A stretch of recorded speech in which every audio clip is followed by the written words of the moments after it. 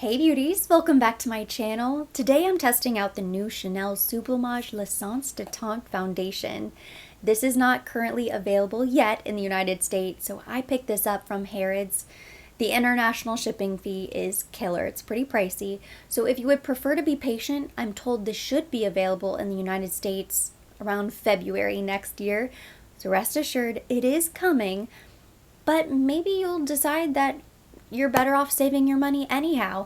That's what we're trying to find out today. Why don't we begin by setting our expectations with the 411. This foundation is available in 12 different shades. Not terribly extensive. Based on the photos, the range looks pretty decent. It starts very light and it gets very dark with a handful of the darker shades. But there is quite a jump between each one, so there's going to be some wiggle room. Because it is intended to be a lightweight serum-like foundation, you don't necessarily need an exact match, but you just need to find the closest match to you. On the Harrod's website, this retails for $128, but things are less expensive in the UK because you don't have the huge shipping fees.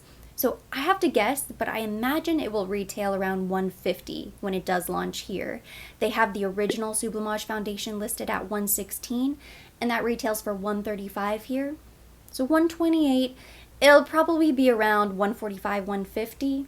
Shouldn't be much more than that. Now, I purchased mine in the shade B30. This is my traditional Chanel shade that I always get. I had to guess, so I'm hoping for the best. And I kept it in the box for the purposes of today's video. So let's go ahead and take it out. Inside, you get the long handle kabuki brush. I love this foundation brush. This looks so much nicer than the original Sublimage brush, which is also really nice, but it's very small. This feels so buttery soft. It reminds me a lot of the La Mer brushes.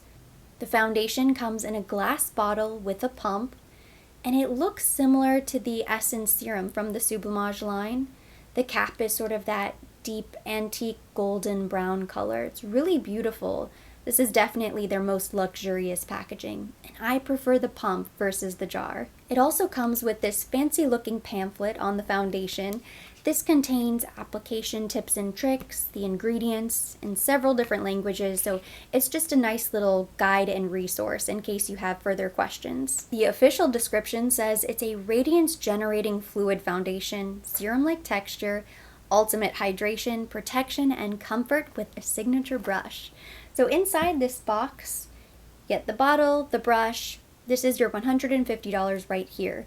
Now what's interesting about the foundation bottle is that it comes with 1.35 fluid ounces, 35% more than what you would typically get in a 1 ounce bottle. You also get the really beautiful, luxurious applicator. So this definitely helps to justify the price point, although the reason it is so expensive is because it is an anti-aging skincare foundation, along the lines of Sisley, Clé de Peau, La Mer, Tom Ford.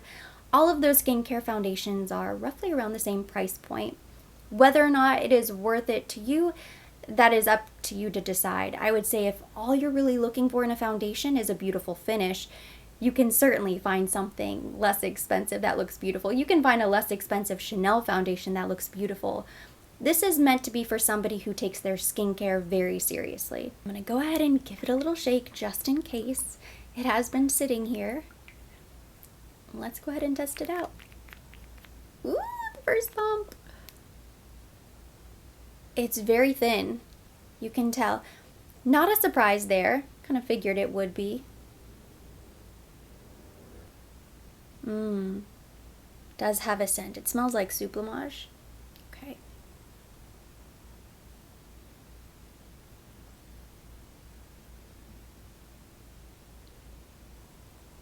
Shade match works. I love the brush. I love the shape of the brush.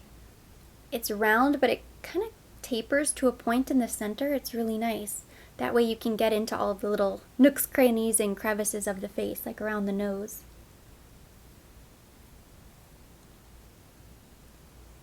The foundation is very thin.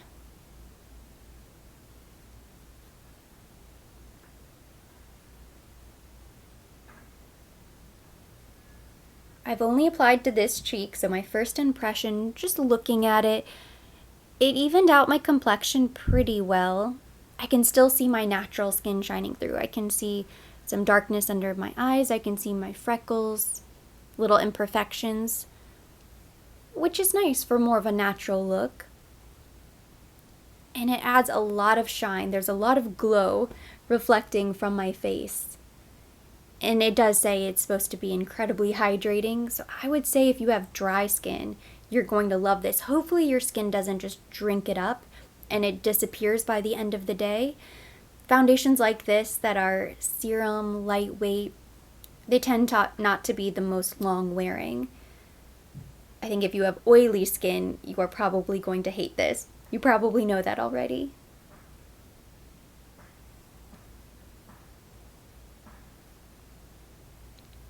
The brush is great. You really don't need any other applicator.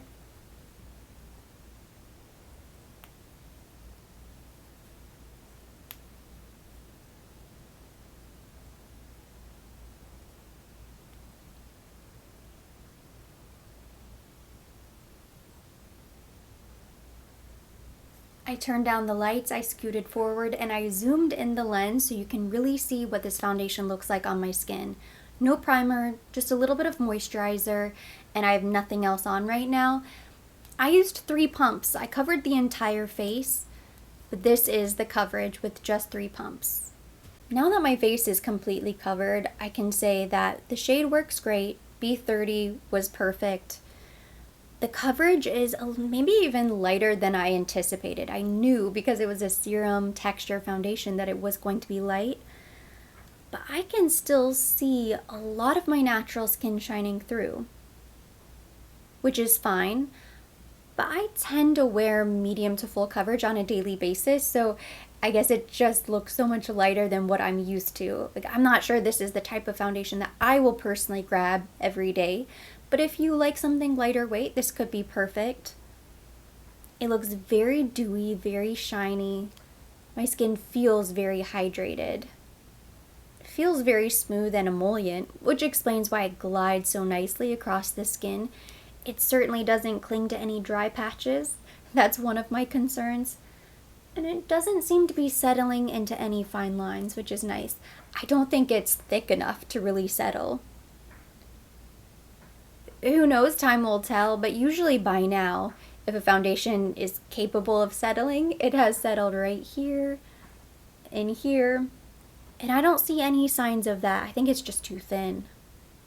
In the right climate, with the right skin type, I think this is going to be a beautiful foundation. Now again, for the price point, if you're looking for a skincare foundation that's lightweight, great. If you're looking for a skincare foundation but you still want coverage, at this point I would say the Tom Ford and the new Clé de Peau are definitely the way to go. I wanted to see if it was a buildable coverage. It says it is supposed to be buildable, so I stippled a little bit more just in the areas that I wanted a little bit more coverage. And now I think the coverage is perfect. It's not really the type of foundation that I think it's best when you build it up because it is intended to be lightweight and you don't want to start caking on foundation, especially if it's more of an oily texture. But now the color is great, the coverage is great, and if I set with some powder, this could be perfect. But I just wanted to let you know that I did build it up a little bit more, and you can see all I've applied so far is concealer and powder, and I started to get some really bad breaking up right here. I'm not sure if the camera is going to pick it up. I'm going to try to zoom in close, because you can see it. My eyes are pretty bad and I can see it from here. It's not like you have to be really close up to see it. It's very noticeable how bad this breaking up is. A little bit on this side too, but definitely right here.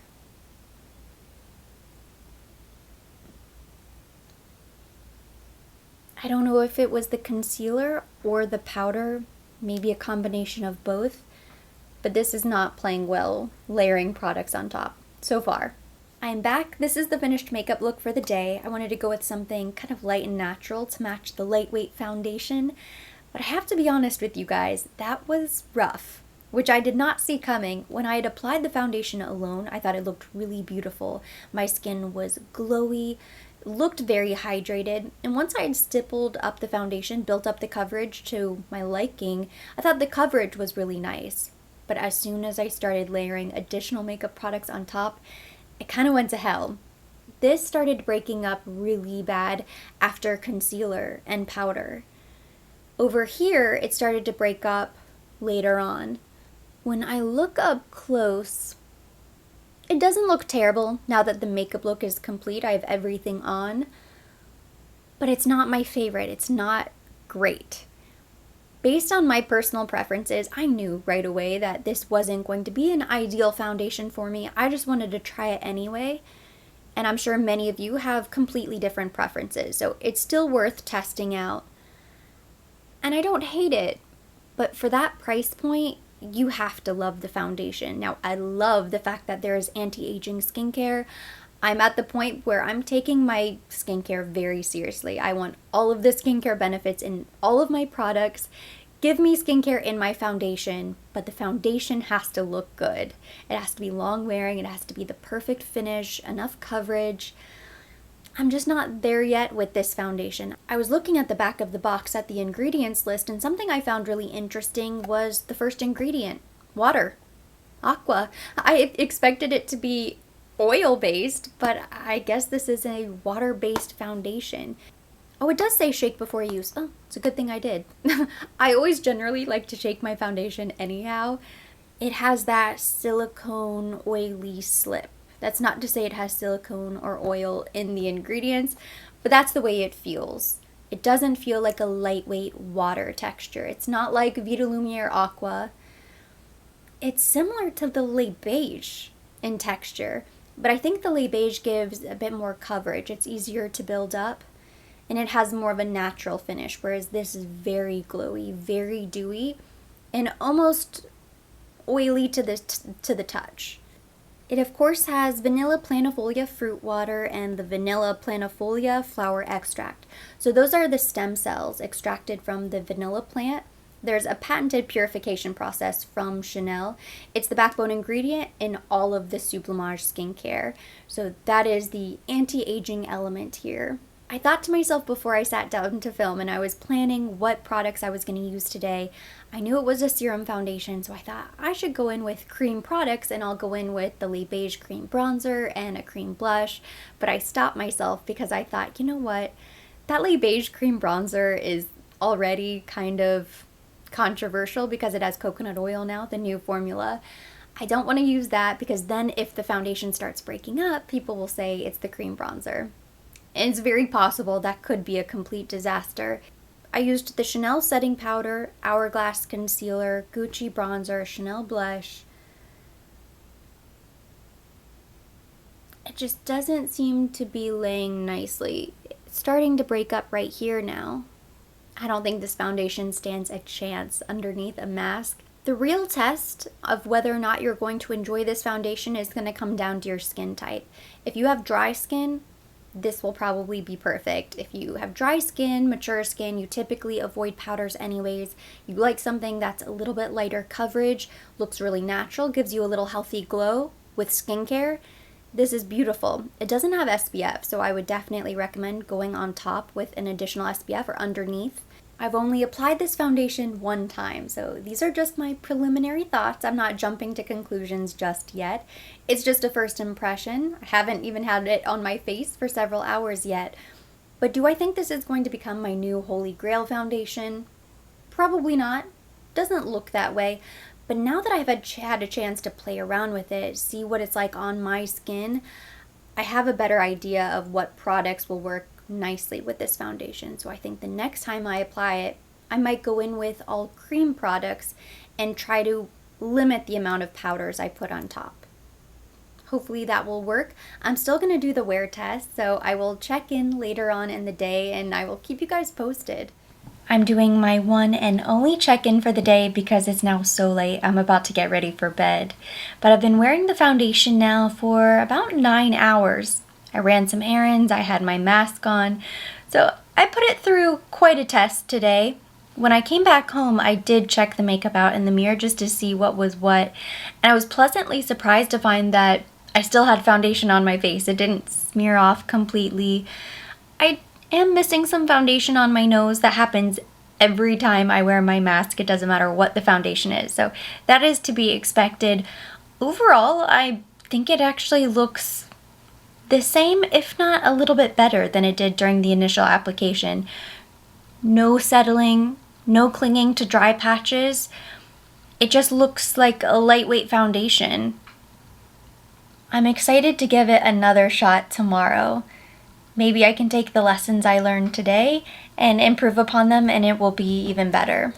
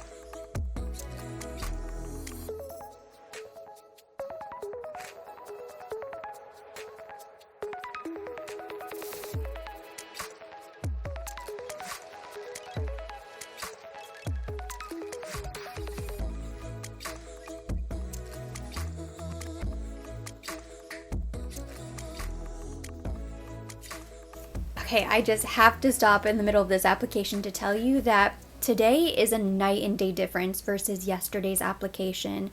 Instead of going in with the Hourglass concealer, which does dry down to more of a matte powdery finish, I think that could have been the cause of the conflict. I went in with my Pat McGrath Labs concealer, and this is what I had been using for the past couple of weeks. I just grabbed the Hourglass yesterday because it was close. I think I found it in the drawer faster. This has a creamier consistency and it blended so much better with this foundation. I also went in with the Fenty Cream Bronzer. This is the Honey Glaze Cheeks Out, and this Illamasqua Color Veil Gel Blusher. My face looks completely different. My overall complexion looks so much better than it did yesterday. Everything is blended seamlessly. Nothing looks cakey, nothing is separating at all, everything looks even. And I didn't really stipple and build up the foundation that much today either. I went in knowing that it was going to be a lighter application, but all of these products just work better together. I think it was the Hourglass concealer and the Chanel powder. I really don't want to mess it up, but I do need to set my concealer. So I pulled out my Givenchy loose powder, and with a very small brush, I'm going to do my best to just set the under eye. A tiny bit.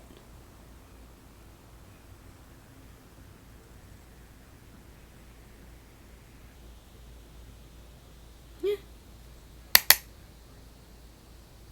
Everything looks so smooth and airbrushed. No breaking up, no patches, no settling, nothing. That is the key with this foundation. Okay, I'm gonna finish my makeup for the day and then I will come back and share my final thoughts. I thought I had made up my mind about this foundation even before I sat down today to film. I just had it in the back of my mind that it was nice, it was okay, good, not great, just not for me. Well, this application completely changed my mind. I kind of did a 180. I still don't think this is going to be a new holy grail. It's not something I'm going to grab on a daily basis, but I'm a lot more excited about it than I was yesterday.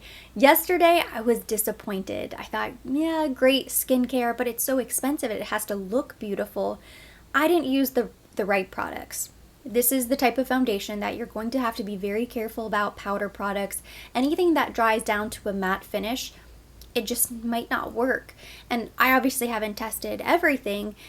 It might take a little trial and error, but today's foundation, today's complexion is perfect. It's beautiful. I'm so happy with the overall result.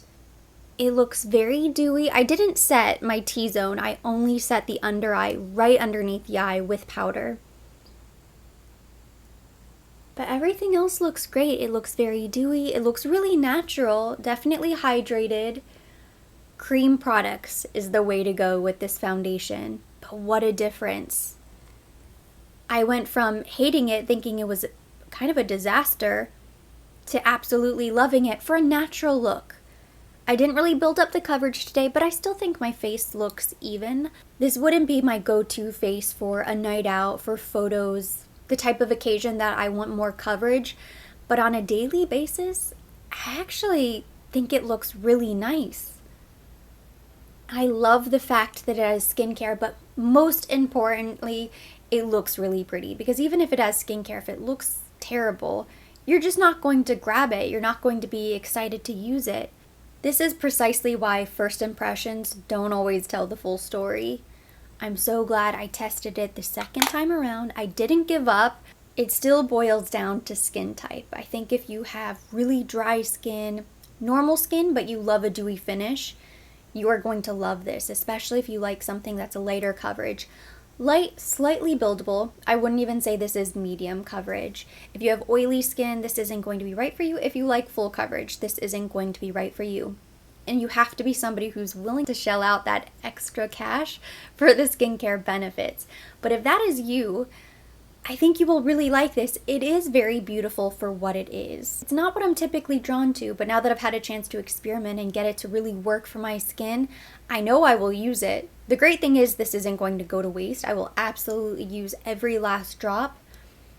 I'm not sure if this is something that I will restock. Time will tell. I might fall in love with it the more I use it, the more I play around with it. Hopefully after seeing it in action both days and hearing my description of the foundation, you have a better sense of whether or not this would be right for you. If I could give you one piece of advice, no powder. If you need powder, if you love powder, don't even go there. Just don't even try. You're gonna hate it. If you avoid powder or you don't necessarily need powder and you prefer cream products anyway, this will be great for you. Needs a warning label on the box. No powder. Before we close out this video, for the second day of Christmas, I'm giving away this beautiful holiday box filled with Laura Mercier goodies. Inside the box is the Rose Pirouette Highlighting Powder, the Grand Overture Mini Caviar Quartet Set, the Prima Ballerina Mini Eyeshadow Palette, a translucent powder puff, and the Kisses from the Balcony Mini Lip Glacé Collection. This is one of my favorite little stocking stuffers from the holidays this year. All you have to do to enter is subscribe, hit the notification bell, follow along on Instagram at ErinNicoleTV, like and comment on this video and include your IG handle because that's how I'm going to contact the winner. This giveaway is open for 48 hours only, and all of the information will be listed down below. Best of luck to everybody who enters, and don't forget we have 10 more giveaways after this. It's the 12 days of Christmas after all, so you will have plenty of opportunities. All of the giveaways that I host are open internationally. If you live in a country where it's just extremely difficult for me to ship the items to you, I will find a way to compensate you either with an e-gift card or something like that. We can work out a transaction to benefit you, and you can enter every single day. Why wouldn't you? So that completes today's video. Thank you so much for watching. Hopefully you enjoyed it. If you did, give it a thumbs up. Leave me your comments, questions down below. As always, I will be linking everything mentioned, everything on my face down in the description box for your convenience. And for more videos like this, don't forget to subscribe and hit the notification bell.